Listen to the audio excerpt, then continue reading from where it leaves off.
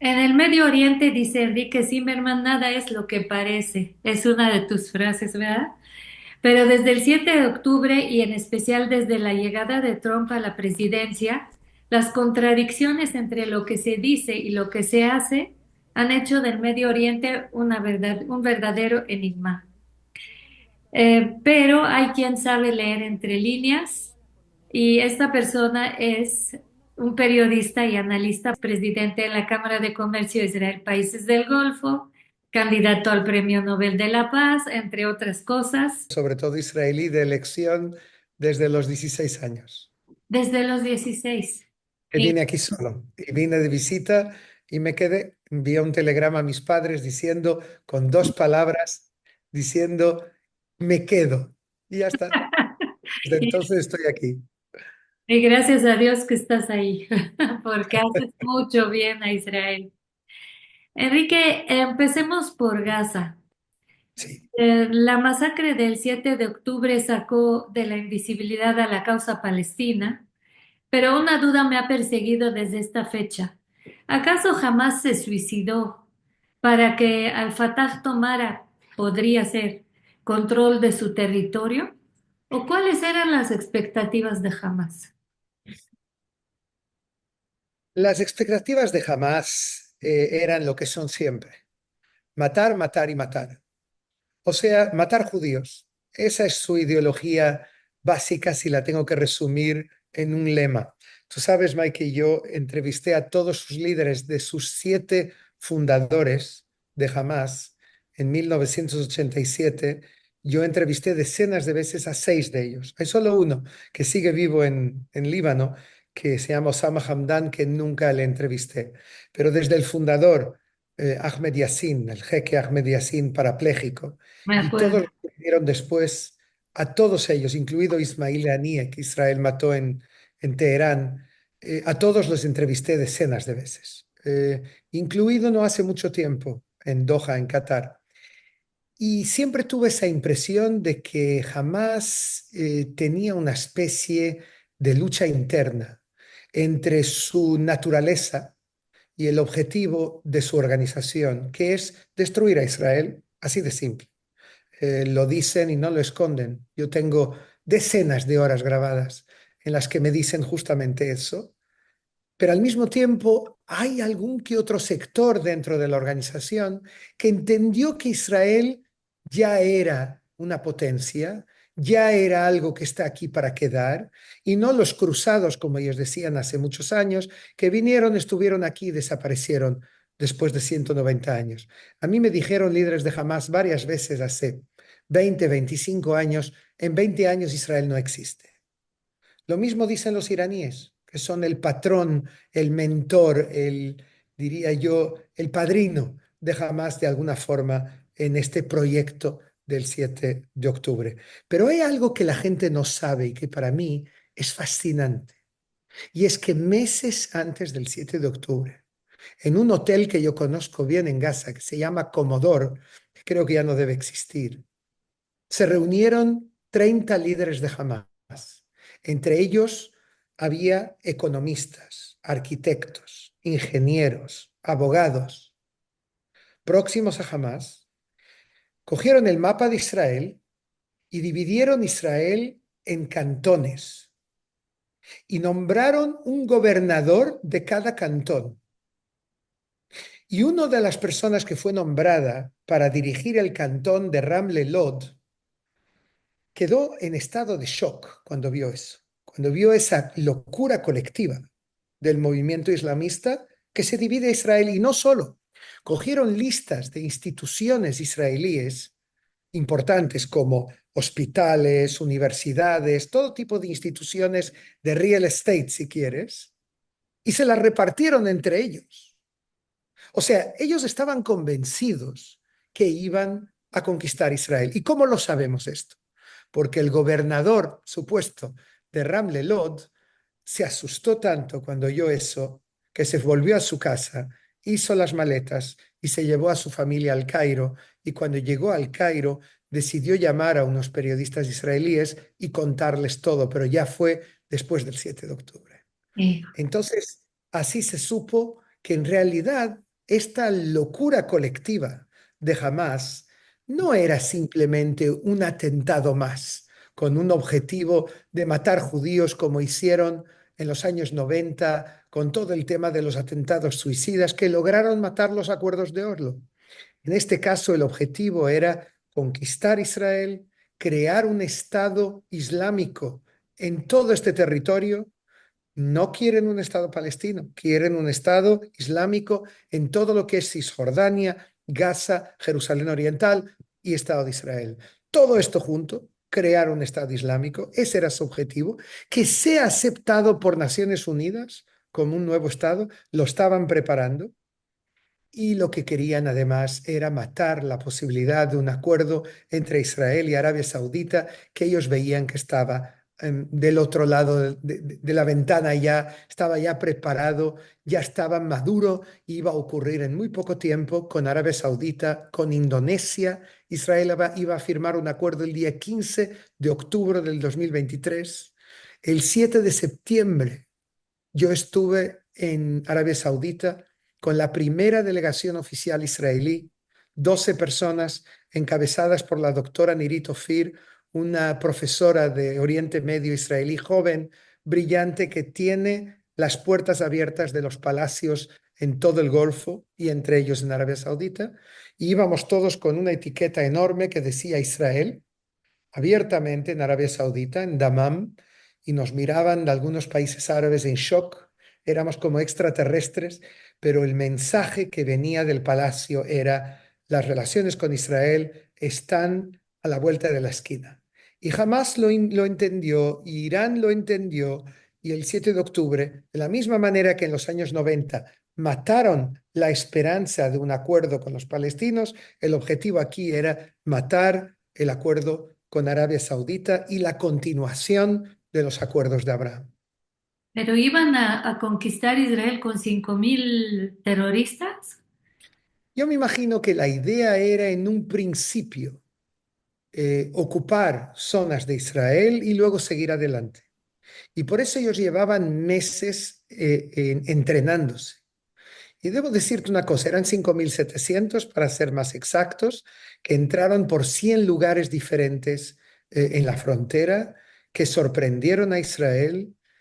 Y justo ayer por la noche escuché cosas que en realidad estuvimos muy cerca de que ellos consiguiesen llegar al centro del país, aquí donde vivo yo, en Tel Aviv. Estuvimos muy cerca. Fueron realmente actos heroicos de algunas de las víctimas que pararon con su cuerpo todo esto, que evitaron que ellos consiguieran llegar al centro del país. Y a ellos les debemos muchísimo. Híjole, qué barbaridad. Hablando de Gaza, tenemos por un lado, o del futuro de Gaza, ¿no? El plan de Trump, por otro lado el plan egipcio, por otro lado el de las intenciones de la extrema derecha israelí de volver a ocupar Gaza, entre otros planes. ¿Cuál crees tú que sea el plan más viable?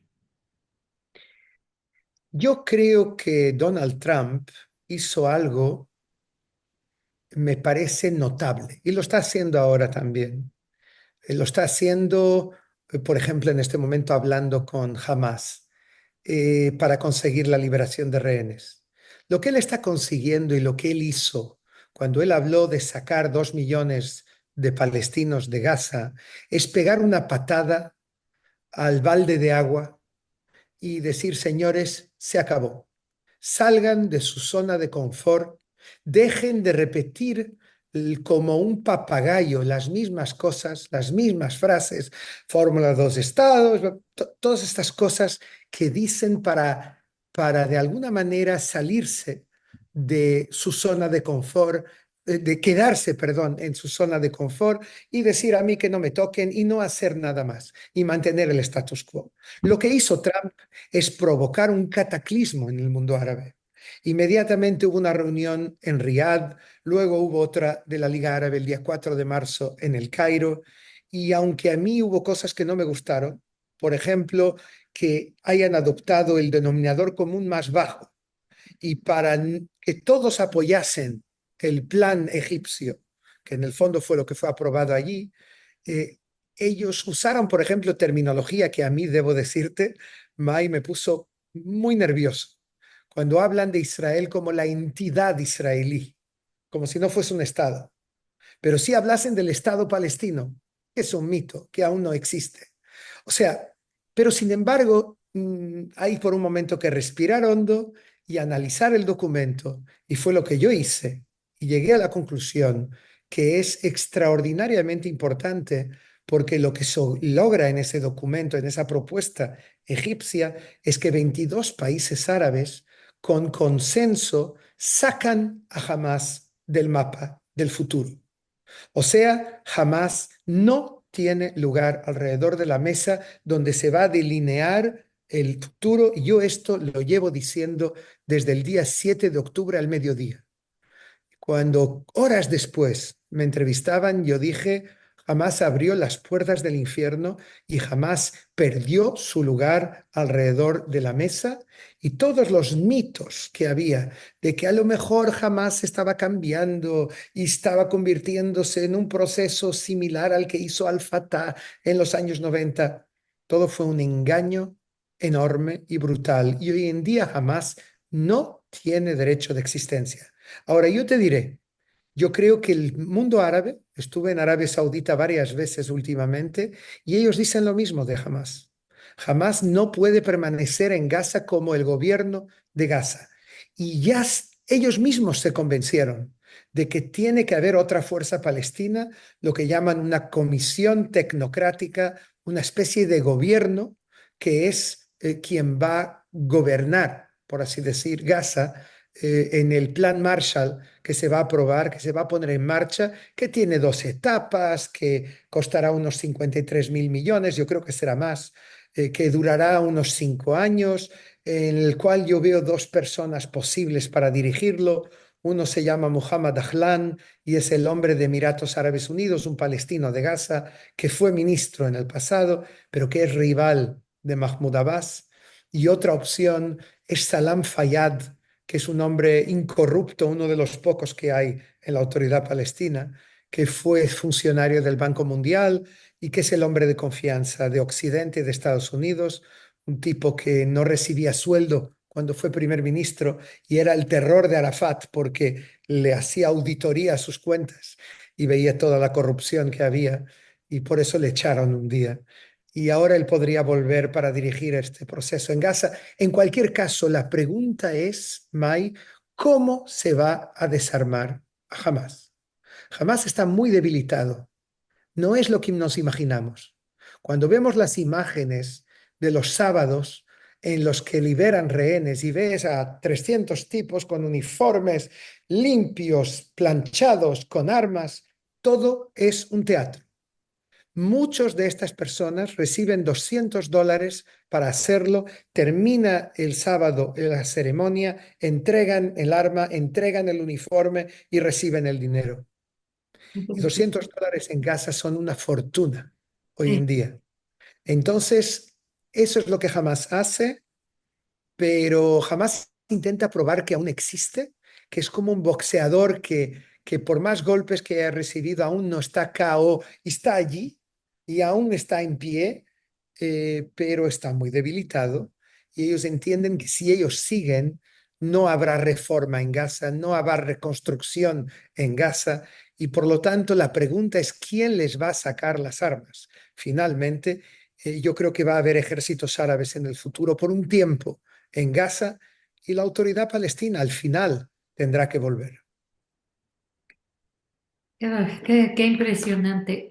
Israel, acabas de hablar de los rehenes. Israel se encuentra en una encrucijada entre recuperar los rehenes o seguir con la eliminación de Hamas. En tu análisis, ¿hacia qué dirección crees que Israel se dirigirá? Yo creo que no podemos permitir, que hablo también como ciudadano israelí, que los dos grandes objetivos, que los dos son sagrados, por dos motivos. Uno, porque son ciudadanos de Israel que fueron secuestrados de sus camas en un sábado por la mañana, que algunos de ellos eran soldados, otros eran civiles. Tenemos la obligación, no podemos descansar en cuanto nos devolvamos al último, porque les pues fallamos. cueste lo que cueste, obviamente. Pero al mismo tiempo, Israel tiene la obligación de impedir, aunque sea por la fuerza, que pueda haber otro 7 de octubre en la frontera de Gaza o en la frontera de Cisjordania o en la frontera del Líbano, con Hezbollah del otro lado. Y esa es la obligación también de Israel, pero hay una contradicción, un oxímoron entre los dos objetivos que tenemos en Gaza en este momento. Por lo tanto, yo creo que lo que Israel debe de hacer es hacer mucha presión militar desde fuera, pero al mismo tiempo intentar a poner un orden de prioridades. En este momento el objetivo es liberar los rehenes que están vivos y no hay muchos vivos, May, No, infelizmente. te parece, sí. Yo creo que hay entre 20 y 24 vivos, no más, de los 59 que están en Gaza.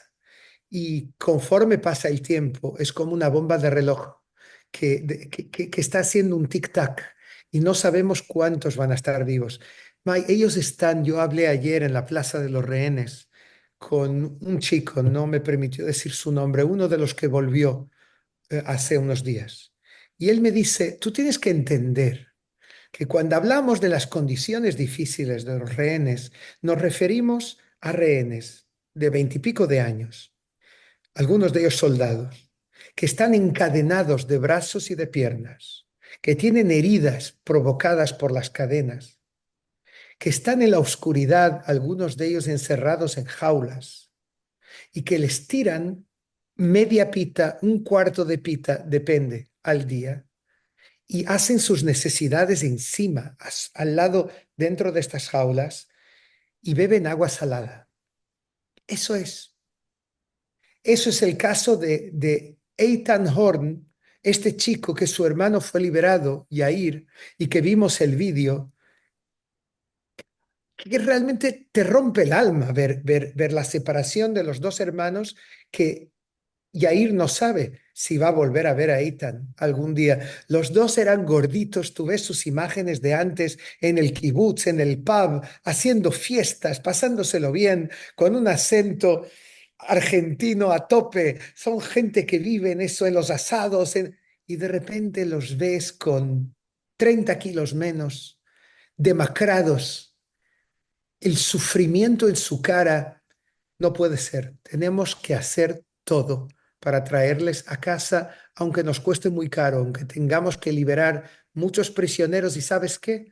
Aunque nos cueste en sangre y nos va a costar en sangre algunos de ellos, pero mis hijos, los hijos de mis amigos que están en Gaza, que están en el Líbano, que están en Siria arriesgándose la vida hace 15, 16 meses, tienen que saber que si algún día ellos caen en las manos del enemigo, Israel hará lo imposible por devolverles a casa. Las Y atrocidades de Hamas no paran, ¿verdad? Ni van a parar. Van a seguir haciendo más y más atrocidades. No les importa su imagen. Al revés, parece que entre más atrocidades muestran más fuerza. yo no sé qué van a hacer. Eso es especulación. Pero yo te puedo decir que lo que ellos hicieron, aunque es a un nivel distinto de los nazis, desde el punto de vista de la cantidad, de la dimensión, si tú miras el micro y no el macro y ves los casos aislados, yo no recuerdo que los nazis violaran de forma masiva. Yo no recuerdo que los nazis descuartizaran chicas violadas por 15, 17 personas o sacaran fetos de la barriga de mujeres embarazadas y los mataran frente a ellas y luego las mataran a ellas. Las cosas que hemos visto allí cuando entré en Nir Oz 3, 4 días después en el kibutz. Yo no sé, obviamente no vivimos el holocausto, gracias a Dios, pero, pero la verdad que ese grado de crueldad, yo no estoy seguro que lo vi en Irak con el Estado Islámico. El Estado Islámico era algo terrible, de lo peor que he visto. utilizaban, igual que jamás, la propaganda, las cámaras, y luego lo subían todo en el arma más letal que existe en el mundo, como hizo jamás el 7 de octubre, que aprendió de ellos, se llamaba el califato digital. Usaban todas sus atrocidades, eran parte de su estrategia para luchar. Yo no sé si jamás no superó a su profesor, en este caso Daesh, por lo que vi en Irak. En Irak vi muchos asesinatos, muchas atrocidades, esclavas sexuales, pero no vi esta sofisticación de la muerte y de lo peor que hay en la humanidad realmente, no solamente el 7 de octubre, sino después también. ¿Sabes qué? Sin que haya habido terror físico, fíjate el caso de los dos chicos rehenes que los llevaron para ver a sus colegas siendo liberados desde el coche. O sea, realmente hay aquí un grado de, de de terror psicológico que dejaría a Goebbels, el ministro de propaganda nazi, muy orgulloso de ellos. Ahora las pláticas secretas de Estados Unidos con Hamas han generado aprietos entre Jerusalén y Washington en medio de un momento difícil. ¿Hizo bien el gobierno de Trump al hacer este acercamiento? ¿Y qué te parece el nuevo enviado de Trump? Mira, Trump quiere conseguir un alto el fuego y Trump quiere realmente liberar a los rehenes y Trump quiere conseguir el doble objetivo que para mí es lo más importante estratégicamente para el futuro de Israel, que es ampliar los acuerdos de Abraham a una decena de países árabes y musulmanes. Lo explicó Jared Kushner muy bien y él sabe de lo que habla. El yerno de Trump dijo, el plan es empezar por Arabia Saudita, pero después de Arabia Saudita nosotros sabemos, dijo él, que eso abrirá las puertas a otros países árabes y musulmanes que esperan que el país de Meca y Medina, que tiene la autoridad moral para hacerlo, dé la luz verde, el semáforo para permitirles avanzar a ellos. Eso es el gran objetivo de Trump. Y a lo mejor también el Premio Nobel de la Paz, que sabes qué, se lo merece. Él hizo los acuerdos de Abraham, por lo menos hizo algo realmente importante, histórico, estratégico. Obama recibió el Premio Nobel de la Paz sin haber hecho absolutamente nada más que complicar Oriente Medio. Pero realmente yo creo que lo que hace Trump no tiene medios para llegar a sus fines. Y si nosotros estuviésemos viviendo entre España y Francia, o estuviésemos viviendo entre Francia y Bélgica, a lo mejor yo te diría, estos medios no son kasher, no son legítimos. Hablar con un grupo que tú consideras terrorista no está en su lugar. O sea, me parece que si tuviésemos posibilidad de elegir, yo te diría que no está bien. Y el mundo, en la Liga Árabe les considera una organización terrorista, la Unión Europea les considera una organización terrorista, Estados Unidos, obviamente Israel.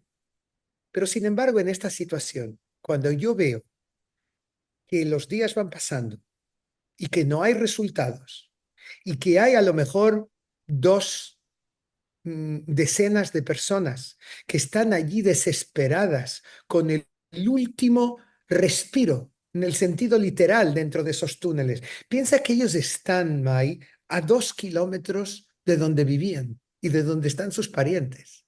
2 kilómetros. ¿Qué son 2 kilómetros? Puedes ir andando y llegas en minutos. 2 kilómetros y 50 metros de profundidad.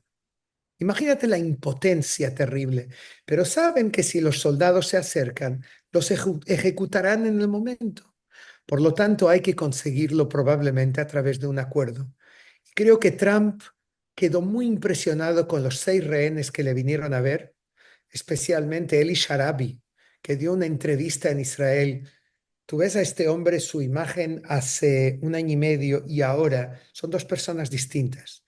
Perdió decenas de kilos, está demacrado, es terrible. Y yo creo que eso a Trump le hizo también, tuvo un impacto y él dio instrucciones a Adam Boller, que es su judío a propósito. Los dos enviados de él, los tres, si quieres, también Steve Witkoff y también Jared Kushner son personas que vienen del mundo del real estate, de la inmobiliaria, que saben hacer negocios, saben hacer acuerdos. No son los diplomáticos que se van por las ramas, sino que saben llegar a un acuerdo y por lo tanto, si él puede conseguirlo por sus medios, alabado sea él. Y si eso trae el resultado, es la liberación de los rehenes, yo le bendigo y le agradezco. Entre los cambios vertiginosos que vimos en estas últimas semanas está el hecho de que Israel votó contra Ucrania en la ONU, aliándose con Estados Unidos y Rusia. Y ahora nos enteramos que Ucrania votó repetidas veces contra Israel en el organismo internacional, que su política no es pro-Israel. ¿Qué es lo que está pasando? A ver, es un tema de geopolítica mundial fascinante y yo voy a intentar resumírtelo en un minuto y medio, pero yo creo que nosotros nos equivocamos muchas veces en el mundo y aquí también cuando vemos lo que pasó el 7 de octubre como una lucha entre Israel y Hamas. Es mucho más que eso. Es una lucha que refleja la vuelta de la Guerra Fría al panorama internacional. Lo que ocurrió durante décadas en el siglo pasado, la Guerra Fría entre Estados Unidos y la Unión Soviética, lo estamos viendo ahora, pero de otra forma. Se están creando tres coaliciones mundiales, una encabezada por Estados Unidos, que incluye a la Unión Europea, a algunos países pro-occidentales, entre ellos países árabes y a Israel. Una segunda coalición encabezada por China, que incluye a Rusia, a Irán. Los tres van a hacer maniobras militares en las próximas semanas conjuntas. Y Corea del Norte también. Y además algunos países de América Latina, una vergüenza, pero así es, y algunos países de África que apoyan esta coalición. Y una tercera coalición que es el Poor South, el sur pobre, que algunos de los países del BRICS encabezados por la India, que hoy es el país más poblado del mundo, que aún no decidió bien dónde está, que unas veces está con uno, que otras veces está con el otro. Pero bueno, lo importante es que India y Rusia en muy poco tiempo, perdón, India y China serán 40% del planeta a nivel de población mundial. Y eso es un tema importante a tomar en cuenta. ¿Qué está haciendo Trump? ¿Qué está haciendo Estados Unidos? Estados Unidos está intentando sacar a Rusia de la coalición china, para debilitar la coalición china, sabiendo que la guerra real y verdadera de este siglo, probablemente en la segunda mitad de este siglo o a partir del 2040, ya veremos cuándo, es la guerra con China. Y por lo tanto, él intenta debilitar esta coalición flirteando con Putin y con Rusia, aunque los europeos no están nada contentos porque están obsesionados con Putin después de ver lo que él hizo en Ucrania. Hoy por hoy, Putin no solamente provocó la muerte de más de 1 millón de personas, nadie sabe bien cuántos. 1 millón, ¿ok? Piensa, es mucha gente. Piensa en lo que el mundo ha hecho con supuestamente 50.000 muertos aquí o 40 y pico mil. Aquí estamos hablando de 1 millón. Y sin embargo, creo que Gaza está mucho más en los medios de comunicación internacionales en los últimos 16 meses. Pero bueno, son esas aberraciones, esas anomalías de los medios de comunicación. En cualquier caso, por un lado, los muertos. Por el otro, Putin ocupó 20% del territorio ucraniano. Por eso Alemania está en pánico, por eso Finlandia está en pánico. Alemania compró a Israel el Arrow, el Hetz, el misil antimisil más sofisticado del mundo por 4.000 millones de euros. Finlandia compró a Israel el Kela David, el sistema parecido, aunque diferente a la cúpula de hierro, que es por 350 millones de shekel para protegerse, porque están allí enfrente a Putin y le temen. Y toda Europa está en este momento aumentando, la Unión Europea, los gastos de defensa y se están protegiendo más. Todo esto para decirte que creo que Trump está haciendo una jugada geopolítica, que la relación entre Putin y Netanyahu viene de atrás. Cuando Trump estuvo en la Casa Blanca los 4 años que estuvo anteriormente, Netanyahu vio más veces a Putin que vio a Netanyahu, que vio a Trump en ese momento. O sea, tenía un vínculo con Putin cercano. Israel es la pequeña Rusia para Putin. El 7 de octubre y la alianza entre Putin y Irán lo que hizo fue alejar a Israel de Rusia, pero Trump está intentando hacer esta jugada maestra de acabar con la guerra y sabe que solo con Putin lo puede hacer aquí, pero al mismo tiempo también allí en Ucrania. Y te voy a decir un detalle más que probablemente va a sorprender a mucha gente. Israel en este momento que ve lo que ocurre en Siria y ve cómo los yihadistas que están en el poder están matando a la gente del antiguo gobierno, a los alawitas, que son 12% de la población, y que ve cómo Turquía está ganando terreno dentro de la nueva Siria. Israel está intentando que Rusia vuelva a Siria para intentar equilibrar el poder de Turquía, que en el fondo es el único país de esta región en el que los hermanos musulmanes siguen estando en el poder. Fascinante, fascinante tu análisis. Otro Gracias. país que no deja de sorprendernos por la impunidad que goza es Qatar. Financió a Hamas con el beneplácito de Israel y Estados Unidos no utilizó su relación cercana con Qatar para liberar a los rehenes. Y ayer se queja que un ataque israelí contra Irán contaminaría sus aguas. O sea, ¿qué pretende Qatar? Un día me dijo el emir de Qatar, Atani, que había visto una serie que se llama Jihad Now, que yo había hecho. Y yo iba todos los años, ahora no. Estuve 14 veces en Qatar porque me invitaban a hablar en el Doha Forum, que es un foro económico. Y desde el 2011, creo, fue la primera vez. Estuve ahí muchas veces conjuntamente con dos israelíes más. La doctora de la que te hablé antes en Arabia Saudita, Nirit Ofir, y un general israelí, del que no voy a decir el nombre, entramos allí en el 2018 y nos dijeron, entren por favor con pasaporte israelí, no con pasaporte extranjero que teníamos todos. Ellos querían que entrásemos con el israelí. De hecho, tengo en mi pasaporte israelí el sello de Qatar en 2018, cuando aún era impensable que algo así ocurriese en otro lugar.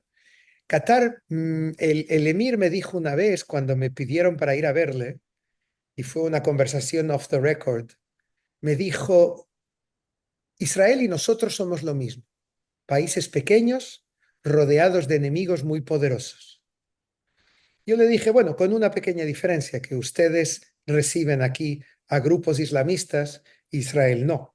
Y él me dice, lo que la gente no entiende es que nosotros los recibimos aquí para controlarles, no para fomentar y para reforzarles. Cuando hoy en día les acusa a Israel o alguien de que ellos financiaron a Hamas, ellos dicen siempre que fue con el apoyo de Estados Unidos y de Israel, del propio Benjamin Netanyahu. Cuando yo le pregunté a Benjamin Netanyahu por qué permitía esto, él me contestó, tú conoces bien a Qatar y tú sabes que la alternativa está entre Qatar e Irán y yo prefiero a Qatar. O sea que nada es lo que parece, como muy bien dijiste al principio, todo es mucho más complejo. Eh, yo sigo sin saber, de la misma manera que estoy seguro que los iraníes organizaron el 7 de octubre y entrenaron al menos a 500 hombres de los que estaban allí, de los 5.000 y pico que entraron en Israel. Yo no estoy seguro cuál fue el rol de Qatar. Qatar hace un doble juego a este nivel. Y yo creo que esto va a ser investigado en el futuro muy seriamente.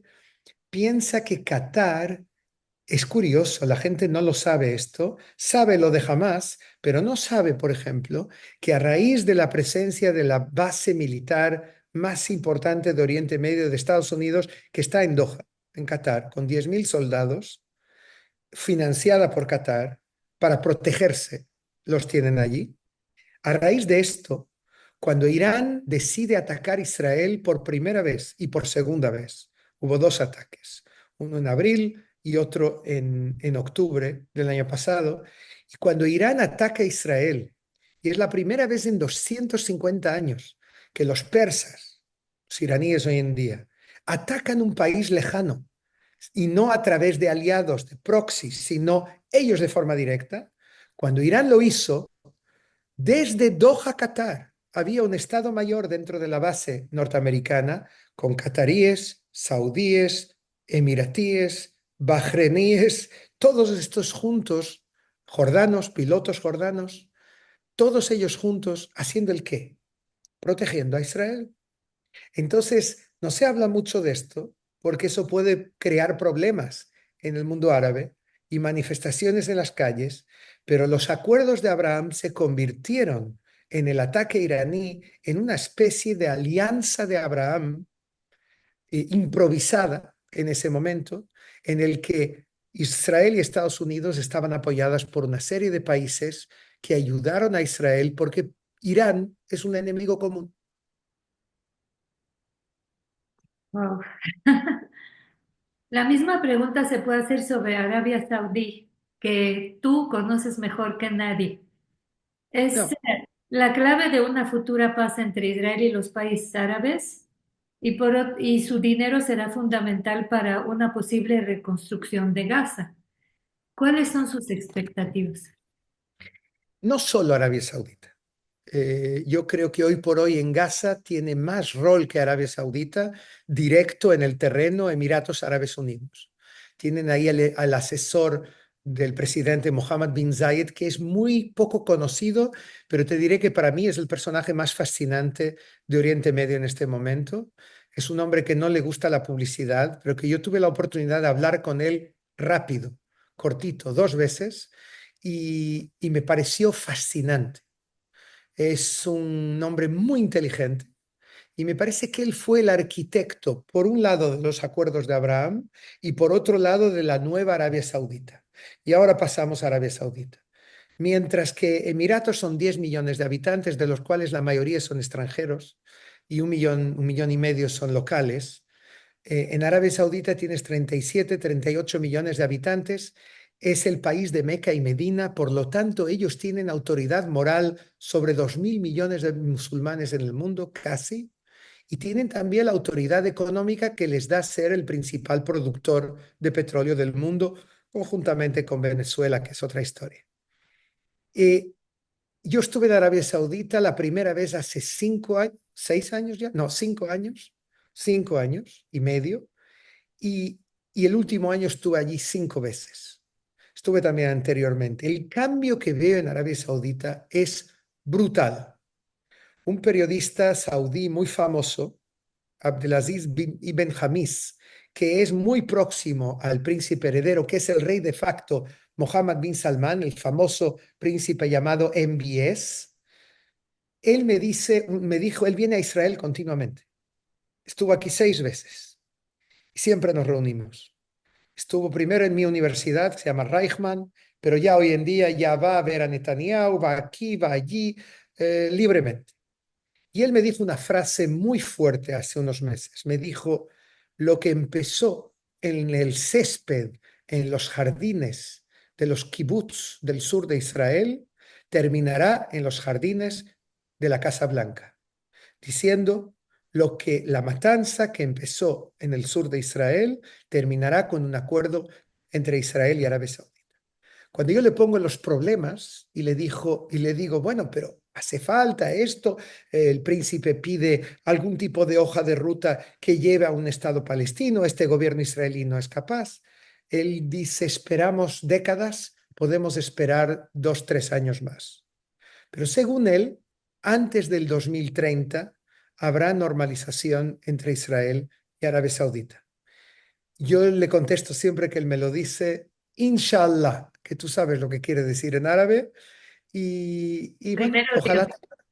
ojalá tenga razón, ojalá tenga razón, porque la importancia geopolítica, geoeconómica, estratégica de un acuerdo con Arabia Saudita va mucho más allá que el hecho de que haya un embajador saudí en Israel y un embajador israelí en Arabia Saudita. Es la apertura de las puertas al resto del mundo árabe y al resto del mundo musulmán y algo más muy importante que me dijo el imán de la Meca, se llama Muhammad al-Isa y que visitó Auschwitz con 30 imanes. Fueron a Auschwitz rezar por su iniciativa. Él me dijo una cosa, me dijo, el día en que haya relaciones entre nosotros será el fin de la guerra que el profeta Mahoma lanzó sobre las tribus judías en el siglo VII, en el principio del Islam, será la paz entre la civilización judía y la civilización islámica. Así lo ven los hombres de la teología, de la religión, y como tú bien sabes, este conflicto hoy en día va mucho más allá de los temas políticos, territoriales, económicos, agua, etcétera. Estamos hablando también de principios religiosos. Y el que Arabia Saudita, el país de Meca y Medina, de los lugares sagrados del Islam, dé su sello a favor de un acuerdo con Israel, tiene un significado histórico, muy, muy dramático. Así es. Egipto, a su vez, ha jugado doble juego al dejar pasar armas para Hamas mientras tenía un supuesto acuerdo de paz con Israel. ¿A qué juega Egipto? Egipto es un país que nosotros no terminamos de entender muchas veces, porque la gente no sabe que Egipto es entre un cuarto y un tercio de la población del mundo árabe. De los 400 millones de árabes casi que hay, estamos hablando de 115 millones de egipcios. Sí, sí, sí. Es los Estados Unidos del mundo árabe. Es el país no solamente más poblado, sino el centro cultural, político, yo diría incluso cinematográfico del mundo árabe. Yo estuve en el Hollywood de Cairo, donde todas las series de televisión, todas las películas salen de allí, o los libros, los principales escritores, los principales analistas, todo sale del Cairo. La influencia de Egipto en el mundo árabe es brutal. Y si tú le añades el eje de Arabia Saudita a Egipto, realmente ellos pueden dirigir estos 2.000 millones de personas porque uno tiene el lado político y el otro tiene el lado moral, religioso y económico. El problema de Egipto es que tiene un 40% de la población que vive con menos de $2 por día. Y eso es muy serio. Es un elemento de inestabilidad para el país, política. Por eso los hermanos musulmanes subieron al poder hace unos años y fueron derribados por el actual presidente después de un año y medio. Y por eso hay tanta corrupción. Y por eso hay oficiales que eran corruptos y que ganaban dinero permitiendo la entrada de armas en Gaza de la misma manera que habrían hecho cualquier otra cosa con tal de ganar algo de dinero y como ocurre en muchos lugares del mundo. Esto no puede seguir ocurriendo porque eso provocó el alto precio que Israel pagó esta entrada de armas. Y hoy en día Egipto es consciente de ello. Y ellos reciben 2.000 millones de dólares de Estados Unidos cada año, que son esenciales para ellos. Y los americanos les aclararon, si vosotros seguís con esa política, tendréis un problema con Estados Unidos también, sobre todo la administración Trump. O sea, que yo creo que Egipto está en este momento en un proceso de regenerarse, pero es verdad que hay movimientos de tropas en el Sinaí. Yo no creo que tengan nada que ver con nosotros. Ellos están preocupados con el sector de extrema derecha del gobierno israelí que dice que quiere sacar a la población de Gaza para que entre en el Sinaí, en Egipto. Eso no puede ocurrir desde el punto de vista egipcio. Yo tampoco creo, Mai, que veamos 2 millones de palestinos yéndose de Gaza. Yo creo que simplemente es una estrategia norteamericana de Trump para mover al mundo árabe para que encuentren alternativas y lleguen a compromisos con Israel. Y lo están logrando por ahora. Esto lo está logrando. Vamos a abusar de ti, Enrique. Pasemos a Siria. Por un lado, el nuevo presidente es hijo de ISIS y ha dicho muy claro que su propósito es liberar Palestina. Por otro lado, a la vez está atacando, vimos ayer los alawitas masacrados, ¿no? Por otro lado, vimos otra noticia ayer de los judíos de origen siria pidiendo volver para construir sus templos, sus escuelas, etcétera. ¿Cuál es la expectativa de Israel en cuanto a Siria? ¿Iniciará una nueva vida judía allí? Lo dudo Yo, mucho, la verdad. yo creo, Mai, yo creo que, ¿sabes qué? En este momento yo ya estoy dispuesto a todo. O sea, ya nada me va a sorprender. Lo que ocurre, todo lo que está pasando alrededor, los cambios geopolíticos que hemos visto. Piensa dónde estábamos el 7 de octubre, yo digo, en las profundidades del Mar Muerto, a 300 metros del lugar más profundo de la Tierra, y dónde estamos 16 meses después, a 2.850 metros de altitud en el Monte Hermón sirio. Piensa lo que hemos hecho en una guerra de 7 frentes. Es realmente extraordinario lo que ocurrió aquí. No, y no entendemos, mi opinión es más fuerte a nivel militar y estratégico lo que ocurrió aquí que lo que pasó en la Guerra de los 6 días, que fue tal vez el logro más grande a nivel militar. Es simplemente extraordinario y es algo que se va a estudiar en todas las academias militares del mundo en el futuro. Los beepers, Porque los walkie-talkie. todo, todo, a nivel militar y a nivel de inteligencia. Todo esto ha sido realmente único. Pero no hay nada que yo digo, Oriente Medio es plano. Si tú tocas en un lado, esto afecta al otro. Y hemos creado una reacción en cadena. En el momento en que el eje chiita de Irán se incendia todo lo que hay alrededor de Israel que ellos construyeron para asfixiar a Israel, invirtieron en ellos decenas de miles de millones de dólares y de repente Israel logra incendiar todo esto, logra disminuir el poder de Hezbollah, su principal aliado, el de Irán, en 80%. Eso cambia el rol de Hezbollah dentro de la política libanesa. De repente en el Líbano ves que hay un presidente que tiene una palabra, que no tiene que preguntar a Hezbollah qué debe hacer, el presidente Aoun, que es un comandante del ejército, que además ves cómo él envía su ejército al sur del Líbano y reemplaza realmente a Hezbollah. Y ves cómo hay un primer ministro, y ves cómo en vez de 5 ministros de Hezbollah, hay 2 y con carteras totalmente secundarias. No tienen ningún tipo de importancia. O sea, los cambios son enormes. Y lo mismo ocurrió en Siria. Los yihadistas de Jolani, de Ahmed Ashara, que querían, lo que querían era alargar el perímetro donde estaban en la ciudad de Idlib, empezaron a avanzar y vieron que no tenían resistencia y llegaron a Damasco y derribaron a Assad. Y los rusos que estaban ocupados con Ucrania se fueron y los iraníes que Israel debilitó y yo diría cegó porque no tienen baterías antiaéreas hoy en día y saben que un ataque israelí hoy en día puede ser mortal para el régimen de los ayatolás. Ellos ahora que perdieron todas las baterías de S-300 y S-400 porque Israel las destruyó, ellos no tienen capacidad para seguir ayudando a Assad y también se esfuman de Siria. Entonces vemos a un yihadista que yo le llamo el Dr. Jekyll y Mr. Hyde. No sabemos quién es él realmente.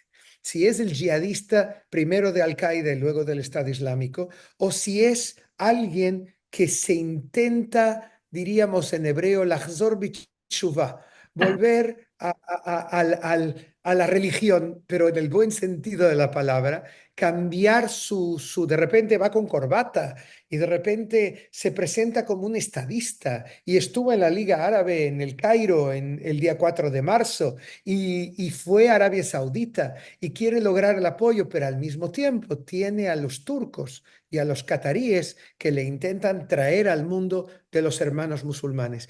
¿Quién es Al-Jolani? ¿Al-Jolani o Ashara? ¿Quién es él? ¿Y hacia dónde va? Y cuando ayer vimos que matan a 1.000 alawitas, que son 12% de la población, que hicieron cosas muy graves también, no son santos, no te olvides lo que ellos hicieron en los últimos 50 años, los los alawitas chiitas, de hecho, de Siria. O sea, ahora ellos los matan de esta manera. ¿Tuviste las imágenes como los tienen como perros ladrando y cosas de este tipo? Realmente es tremendo. Estamos en el 2025 y lo peor, esto ocurre a 150, 200 kilómetros de mi casa. O sea, si yo me metiese en un coche estaría allí en 3, 4 horas desde Tel Aviv. O sea, realmente ves estas tinieblas que nos rodean y te das cuenta en qué barrio vivimos, qué problemático este barrio. Como dicen la gente de la inmobiliaria, location, location, location. Lo importante es el lugar y nuestro lugar es así, así. Así que si tú me preguntas, Israel tiene que prepararse para lo peor, para que se convierta en un nido de yihadistas. Y por eso Israel ocupa en este momento el Hermón sirio y por eso Israel propone a los drusos, a los 600.000 drusos, que son nuestros aliados y que pueden ser perseguidos por el nuevo régimen, les propone crear una especie de autonomía bajo la protección israelí y dice al Jolani, no te atrevas en tocarles, porque tendrás que verte con nosotros. Todo esto es una reacción en cadena geopolítica estratégica que esta guerra, la más larga de la historia de Israel, está preparando, está provocando y aún no llegamos al final. Estamos aún en la mitad del partido. Pues vamos a ver cómo sigue esto. Hablaste de Irán. La amenaza de Irán también ha sido un tema de qué hablar en las semanas recientes y Trump ha dejado claro que busca negociar un acuerdo nuclear con Teherán. ¿Crees que esto sea posible o eres de la idea que la opción militar es la idónea? Para que la firma de un nuevo acuerdo sea posible, hace falta que la fórmula militar esté vivita y coleante, o sea, preparada y que esté bien clara a los iraníes que existe, que tiene un apoyo que no es solamente israelí, que es israelí y norteamericana, y a lo mejor de otros países también. Realmente, así como en Gaza yo tengo un poco, me resisto a la utilización de fuerza militar porque pueden matar a los rehenes. Mientras estén los rehenes allí, cuando no estén no hay límites. En este momento sí los hay, límites contra Hamas, me refiero. En Irán, en cambio, yo creo que Israel tiene el apoyo de parte de la población iraní. Yo creo que yo miro las redes sociales, Mai, comparo entre las de Irán y las de Europa. Y te puedo decir que hay un ambiente mucho más pro-israelí en las redes sociales iraníes que en las europeas. O sea que hay más antisemitismo hoy en día en Europa que en Irán. La población de Irán, según dicen los expertos de verdad, la gente que es incluso miembros de la oposición iraní, el gobierno está apoyado por 15% como máximo de la población. Los que cobran por este gobierno, que trabajan para el gobierno, entre 10 y 15. El resto está contra este régimen. Y por lo tanto es muy importante lo que se haga. Yo creo que Trump no quiere un ataque, pero no lo descarta como forma de estrategia de disuasión hacia Irán. Hay que entender que la sociedad iraní está podrida por dentro. Irán tiene el mayor porcentaje del mundo de drogadictos, porque llega mucha droga de Afganistán y Pakistán. Es una especie de portaaviones por el que pasa, un puente por el que pasa la droga a bajo precio y de ahí va a Europa y a otros lugares. Eh, hay mucha gente drogada por la desesperación que hay en Irán, muchas mujeres. Las mujeres son las que más sufren por el régimen este. Y hay también el más alto porcentaje del mundo de enfermos de SIDA también. O sea, la sociedad iraní, si tú quieres comer carne una vez cada varias semanas, tienes que dejarte tu sueldo mensual. El grado de devaluación de la moneda, ya perdí el control. O sea, yo me acuerdo cuando eran 40.000 por dólar, hoy en día yo creo que ya van por 500, 600, 700.000. O sea, es realmente tremenda la situación que vive Irán y por lo tanto, yo creo que tenemos que ayudar a la población y a las mujeres a oponerse al régimen de los ayatolas y no hacer algo que provoque la unión de toda la población frente a Occidente.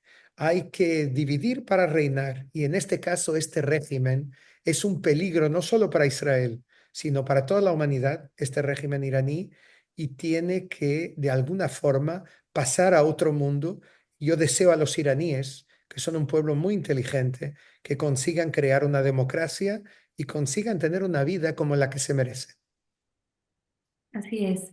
Vamos a terminar con el Papa Francisco. Sabemos que eres alguien muy cercano desde hace muchos años. ¿Qué opinión te han merecido las críticas que ha lanzado Israel a lo largo de la guerra, el famoso Jesús con cafía? ¿Y qué nos puedes contar de su actual estado de salud? Mira, ayer alguien me preguntó sobre esto aquí en Israel y yo le dije lo siguiente.